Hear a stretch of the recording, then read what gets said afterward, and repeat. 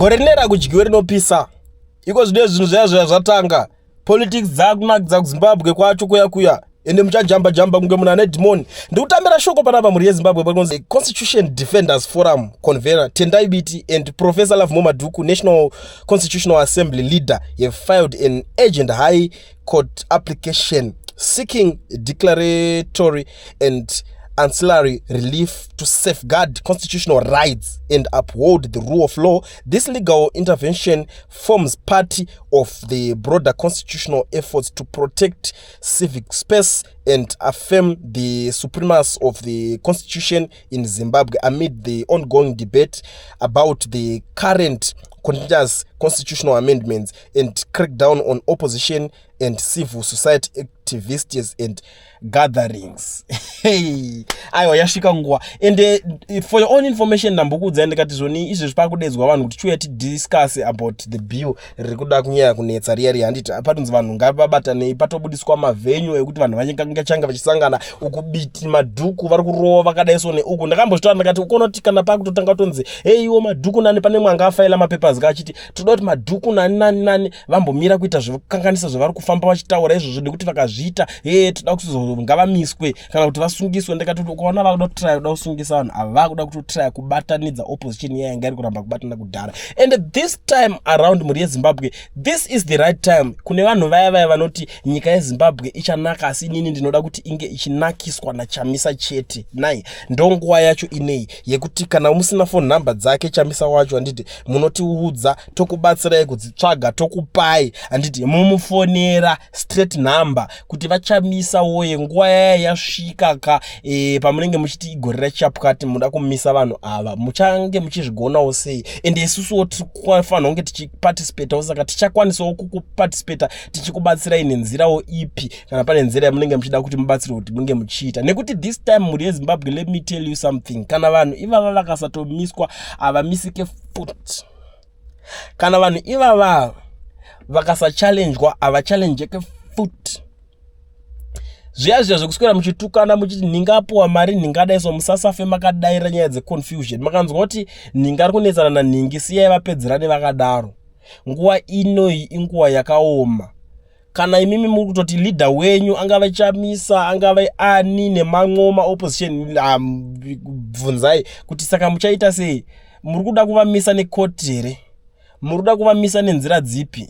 Nekuti ndakatoonawo futi masaidi ese agadzirirwa anonzani Ponyati, is it Ponyati anotaura assistant commissioner nyati something achitaurawo saidi rake rekupolisi achiti taredi tanzwa kuti kuna vanhu vari kuda kugadzirira kutaura zvekuita zvimwe zvinhu zvisiri right, ati kuda kutomisa vanhu atida vanhu vanoita zvemadhemo muno, madhemo ari illegal, ukangotyora mutemo chete we are going to stop you. And I was like yenaro zvatanga ka ndo nyaya dzacho dzatiri kunzwa idzo tichiti dzinoda kugadziriswa nai. Saka kana ukaunzwa nyaya dzakutaurwa matauriro yo kuti vari kuzodaiso tichavagarira nepakati vatogadzirira masides avo ese, imimi kana muna leader wenyu ari kugadzirira inguva yekuti mugadzirire nekuti ona polisi yatogadzirira yatoudza majunior nemamwe manew recruits kuti akomana munhu kana achida kudemonstrate butter stick rinorohwa so chakati chinorohwa neapa misai vanhu vanoda kuita sei kudemonstrate and they are doing their job. Kana muchinge mune opposition leader wenyu, it's the right time kumubvunza baba muchange mati muruda kuti izvi amendment zvimiswe mune nzira ipi yamuchashandisa ende mungadawo support yakaita sei,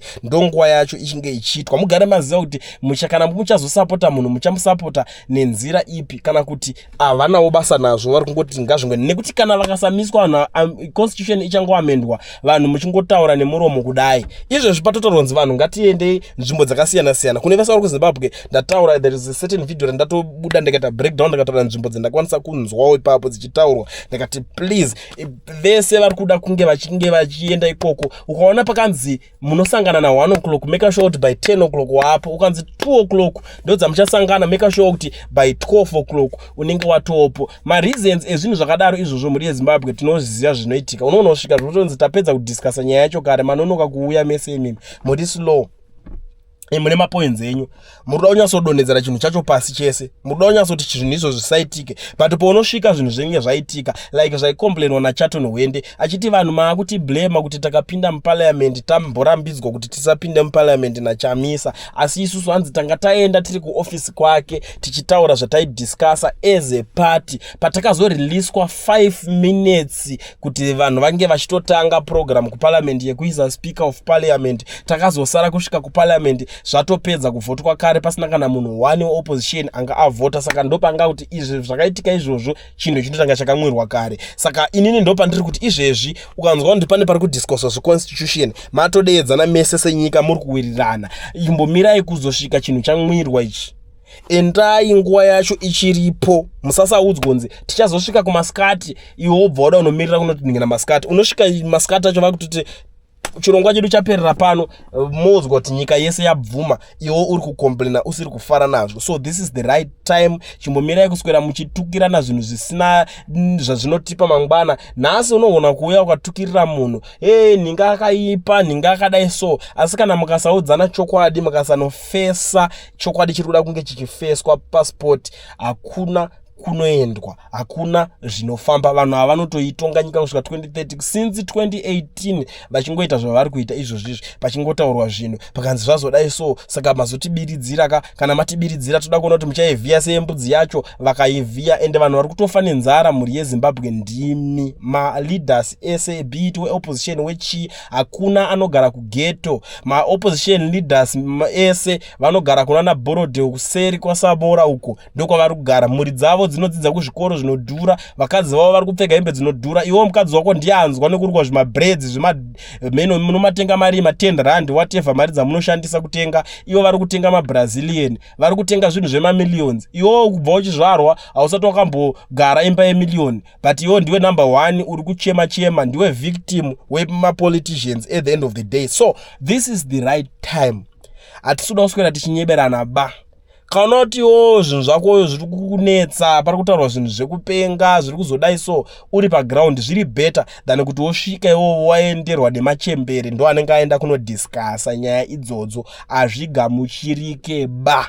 Vana vevhu inini ndatotaura, inini ndanditaure zvinhu zvichitenderera kana kuti ndichizotya kuti ani ndoziva kuti kune mwana anotsamwa, asi ndiri kuti chi mwana wese kune vaya vari kumirira kuti inini ndoda kuti nyika ineyi kana yakuzonaka ichanakiswa nanhingi. Garai mataura naye kuti baba mune plan dzipapo, nekuti handisi kuona zvichizopera maperera akanaka. Ndo matarisiro andiri kuita nyaya iyi vedu wese. Saka ndangoti zvakakosha zvinhu izvi kuti ndinge ndichiita sei, ndichigara ndataura ndirini panapa, so that kana muchinge makuzobvunza mune muchibvunza nyaya dzakataurwa kare ndisati ndada kupedza kana nguwa kana kuita sei. But regedza ndikutendei nekubatikawo pachivhitivhiti, ndokutendai futi nekunzwisisa zvinhu zviri kuitika. Ende ndobva tatendauka ana Lavhuma Madhuku wacho hatisi kuvakanganwa. Varume ava vari kuita zvinhu zvakawanda, mabasa avari kuita aka vanoda kunge vachitendwa. Handiti Lavhuma Madhuku, tendai biti. Inini sofa ndinomhanya nebhiza rinenge richimhanyawo. Handiti bhiza rikaimboita mauta rikaita nhumbu rinomboenda kulive rombonomira kurozodzoka kana richinge razvara rotanga kudzokera murese nai. Saka tiri kumboti bhiza rese rinenge rakanda makumbo rakanda nhano